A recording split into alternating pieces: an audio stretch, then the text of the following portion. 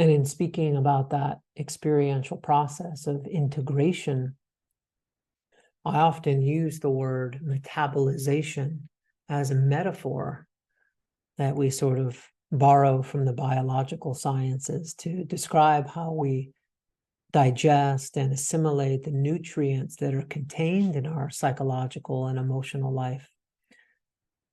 And the basic idea with this is that just because we have an experience, meaning that something registers in our awareness or through one of our senses or through the thinking mind or feeling body, that doesn't automatically mean that it's been fully processed or digested. I mean, we're having experiences all the time, aren't we? Thoughts, feelings, emotions, imaginal scenarios playing out in our heads, fantasies, voices that we're seemingly in dialogue with, impulses, memories, sense perceptions. There's a whole display of experience. And similar to the food we eat, just because we place it in our mouths doesn't mean that we're digesting it, that we're fully tasting and enjoying it, chewing slowly and extracting its life energy, the chi, the prana, the life force from it, which we really need actually to be healthy, to be energized, to be vital, to be present, to be there for ourselves and another person, and to be there for this world, which could really use us about right now. Our emotional and psychological experience is also a certain kind of food, food for our soul, if you will, that also needs to be tasted, digested, and properly assimilated.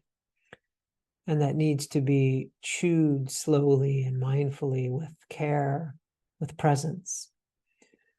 And if a moment of joy arises, or sadness, or grief, or gratitude, or contentment, or peace, or despair, shame,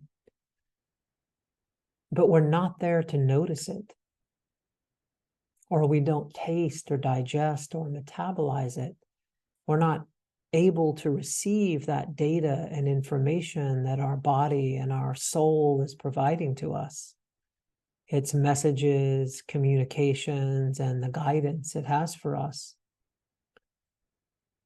I mean, we can so easily end up on autopilot, you know what I mean? Disconnected from the feeling body and caught in that certain kind of trance or spell. It's the experience of being asleep while we're awake. And of course, we find this metaphor of awakening and sleep throughout many of our spiritual and mythological traditions and fairy tales and in religious symbolism across cultures. I'm sure many of you are familiar with a digestive condition known as leaky gut. There's an analogous experience, a way that we can also understand this more metaphorically or psychologically. Not only is something that happens within the physical body and the physical belly, but in the emotional or subtle body as well, and the imaginal body, which is the home of our soul experience, where we're unable to process or digest certain kinds of thoughts, feelings, and sensations that we've come to associate with being unsafe or with the experience of anxiety, experience that opens us to the felt experience of our own embodied vulnerability. And it takes a certain type of attunement to make actual contact with our feeling life such that it can become digested and integrated, so that we can receive the psychic nutrients that it contains. Otherwise, it's going to remain undigested and leaky, which will affect our perception and also our quality of life, especially our relational life. But in a way that we aren't consciously aware of. We're not consciously aware of how this is being affected, colored, shaped, usually until there's some blow up of some emotional activation or reactivity. And then we know it's not so subtle anymore, is it? But if we swallow it too quickly without first chewing, tasting, and assimilating it, say it's a moment of grief or awe or disappointment or shame or joy, whatever it is, and we just sort of quickly move on to the next thing. It's like we do an end run around the soul and its communication, moving on to the next experience before processing and metabolizing this one, which can all lead to a sort of like a soul level sort of reflux, another alchemical process actually, where the material becomes acidified and even corrosive in the stomach or the esophagus, which is the alchemical correlate to GERD, we might say. And there's a way that our undigested emotional and psychological experience can get backed up. It's like a soul version of constipation, where things have become frozen, coagulated, and stuck.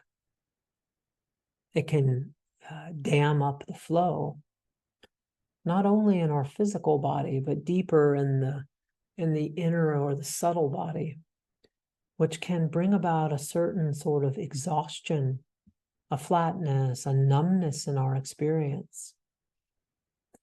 In my clinical practice over the years, I've had quite a number of people come to see me and report something like, things are relatively okay in my life, my family, my work, my kids, my physical health, their physical health, for the most part. But despite that, and why they've come to see me, is that there's this underlying sense of feeling stuck or flat or deadened or numb or frozen, where at least on a conscious level, there's no flow. There's a missing vitality. Their psychic life energy, their libido is constipated, thick and crystallized, hardened, contracted, coagulated. And somehow it's backed up with this material of their unlived life. And this backing up could be from last week or last month or back in our 30s or 20s, our teenage year. It can be in our early childhood and can go back all the way into the womb. Many years and decades, perhaps, of not being able, for whatever reason, to digest and integrate their experience, especially that emotional, felt experience, embodied experience.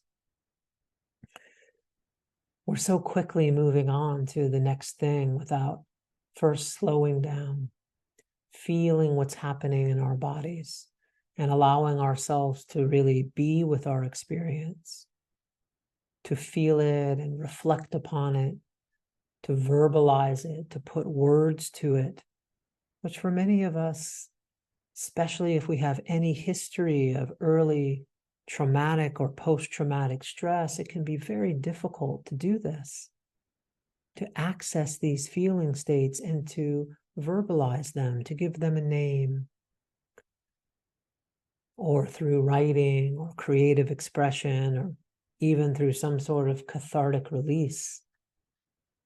And then to explore the meaning that it has for us and how we're making sense of it. All of these are different sort of phases and parts of the process of integration. And this is one of the real legacies of trauma and all forms of relational wounding, actually, how it's become, in some sense, unsafe to turn into the body, which is where our emotions live, and all of the intelligence and wisdom of our somatic experience. It's the return of this safety, the reestablishment of this felt sense of safety in our own bodies, which is really one of the essences of healing from trauma and all relational forms of wounding. I mean, to echo Steve Porges, the founder of polyvagal theory, safety isn't part of the treatment. Safety is the treatment. And while that might seem a bit oversimplified, I think there is some real truth to that. Safety is the treatment to relational wounding, the rediscovery of that embodied, felt sense of safety in the body and the nervous system.